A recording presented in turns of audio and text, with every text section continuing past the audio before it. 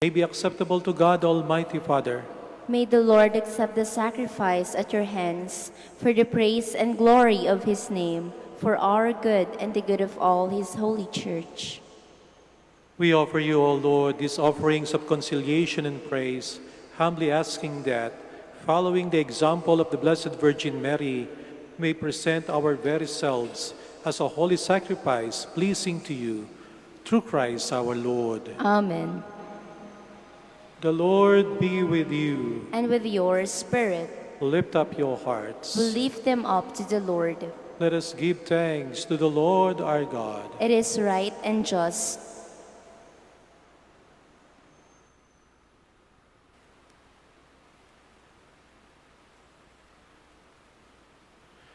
It is true, right, and just, our duty and our salvation, always and everywhere to give you thanks. Lord, Holy Father,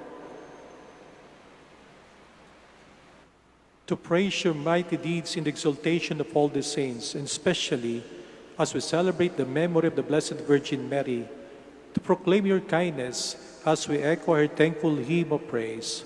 For truly, even to earth's ends, you have done great things, and extended your abundant mercy from age to age. When you look on the lowliness of your handmaid, you gave us, through her, the author of our salvation, your Son, Jesus Christ our Lord. Through him the host of angels adores your majesty and rejoices in your presence forever. May our voices, we pray, join with theirs in one chorus of exultant praise as we acclaim.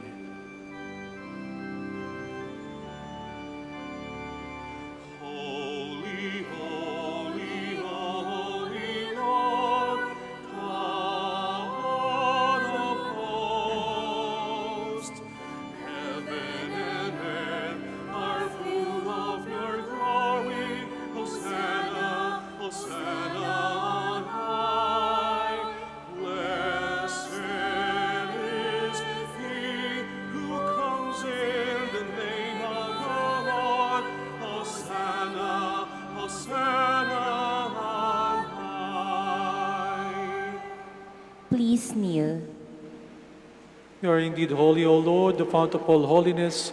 Make holy, therefore, these gifts of prayer by sending down your Spirit upon them like the dewfall, so that they may become for us the body and blood of our Lord Jesus Christ. At the time he was betrayed and entered willingly into his passion, he took bread, and giving thanks broke it, gave it to his disciples, saying, "Take this, all of you, and eat of it, for this is my body, which will be given up for you."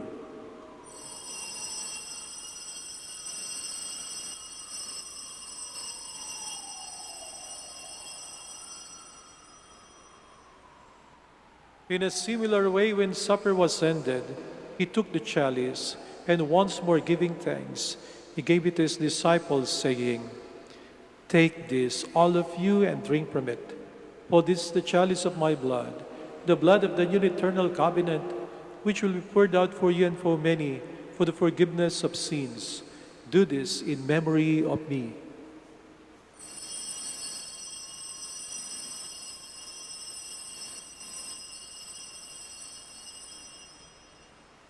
The mystery of faith.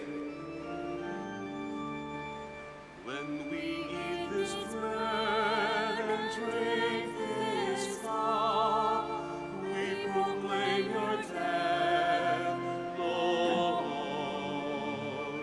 until you come again. Therefore, as we celebrate the memorial of his death and resurrection, we offer you, Lord, the bread of life and the chalice of salvation, giving thanks that you have held us worthy to be in your presence and minister to you. Humbly we pray that partaking of the body and blood of Christ, we may be gathered into one by the Holy Spirit. Remember, Lord, your church spread throughout the world, and bring her to the fullness of charity, together with Francis our Pope and Socrates our Bishop, Fidelis Assistant Bishop, and all the clergy. Remember also our brothers and sisters who have fallen asleep, in the hope of the resurrection, and all who have died in your mercy. Welcome them into the light of your face.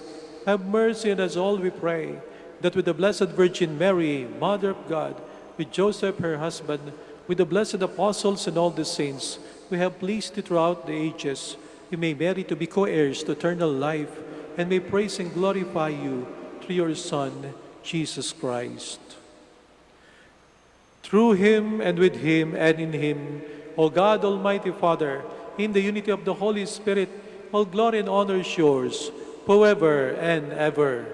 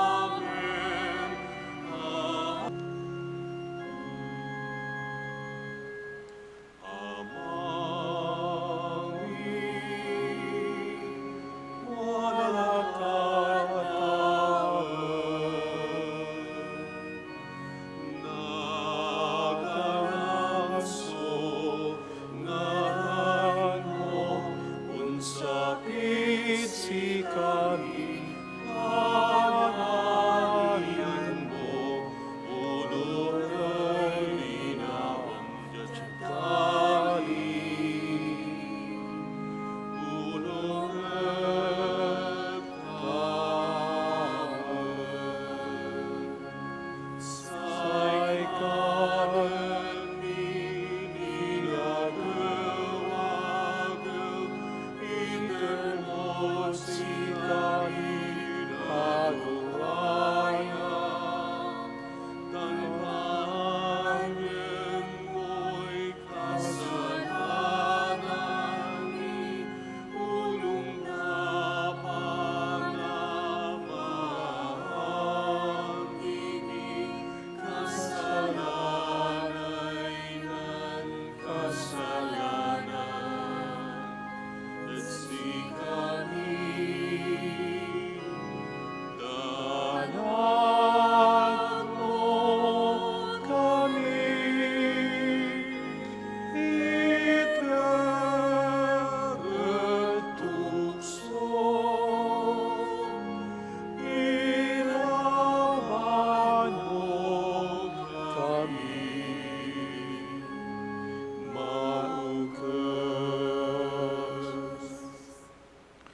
Deliver us, Lord, we pray, from every evil.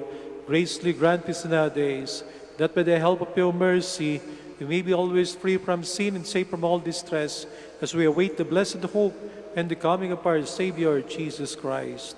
For the kingdom, the power, and the glory are yours, now and forever. Lord Jesus Christ, who said to your apostles, "Peace I leave you, my peace I give you," look not on our sins, but on the faith of your church, and graciously grant her peace and unity in accordance with your will, who live and reign forever and ever. Amen. The peace of the Lord be with you always. And with your spirit. Let us offer each other the sign of peace.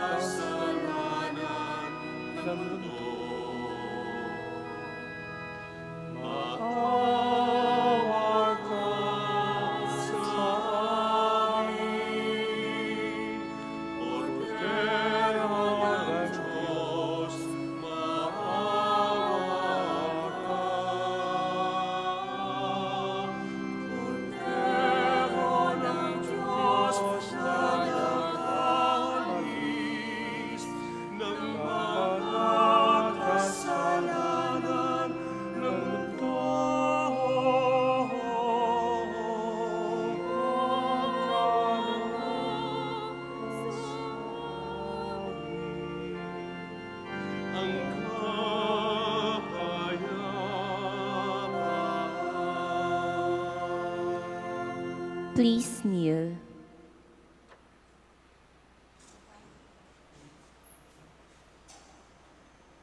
Behold Jesus, the Son of Mary, the Lamb of God who takes away the sins of the world. Happy are those who are called to his supper. Lord, I am not worthy that you should enter under my roof, but only say the word, and my soul shall be healed.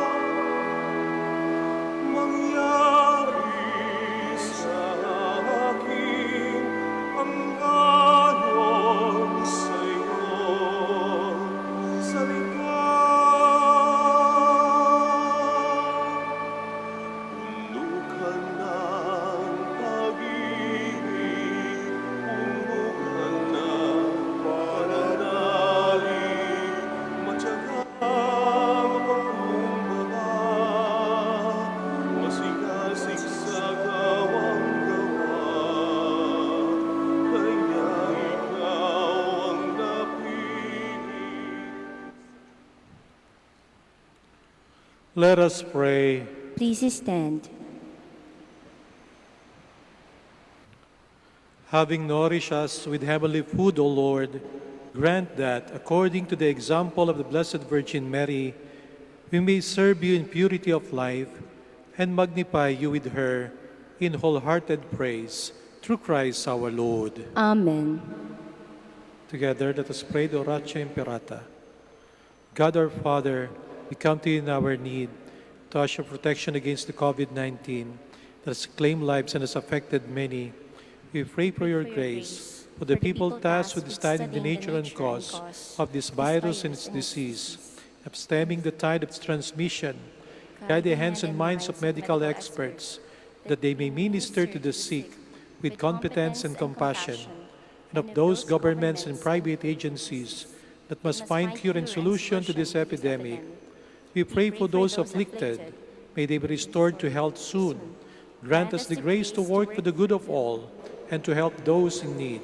Grant this through our Lord Jesus Christ, your Son, who lives and reigns with you in the unity of the Holy Spirit, God forever and ever. Amen. Mary, help of all Christians. Pray for us. Saint Raphael the Archangel. Pray for us. Saint Roch.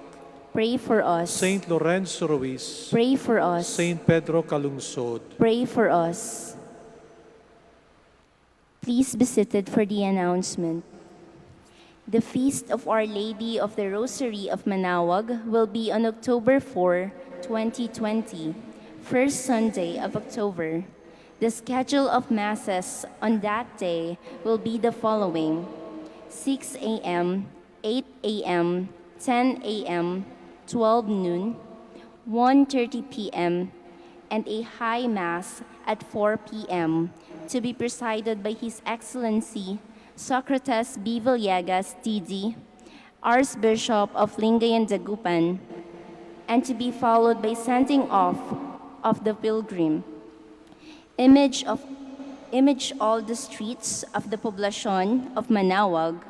Please light a candle outside your homes as the image of the apple bucket passes by, and be concluded with a closing ceremony. See you all there, or join us live stream via Facebook, YouTube, and Manaoag Dominican Radio 102.7 FM. Thank you. Please stand. Thank you very much for visiting the Minor Basilica of Our Lady of the Rosary of Manaoag and for joining us in this Mass.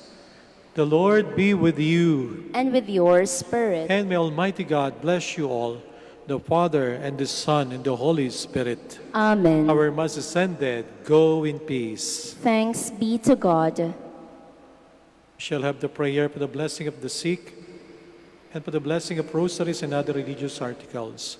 Our help is in the name of the Lord, who made heaven and earth. Let us pray. God, our Almighty Father, by your blessing, give us the strength and support in our frailty. Turn with kindness toward our sick brothers and sisters, free them from all illness, restore them to good health. Through the intercession of Our Lady of the Rosary of Manaoag, certain the sure knowledge of your goodness, they will gratefully bless your holy name.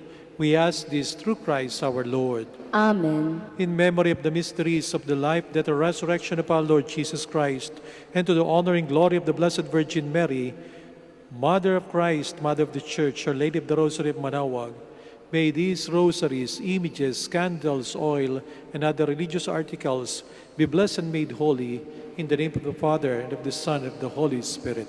Amen.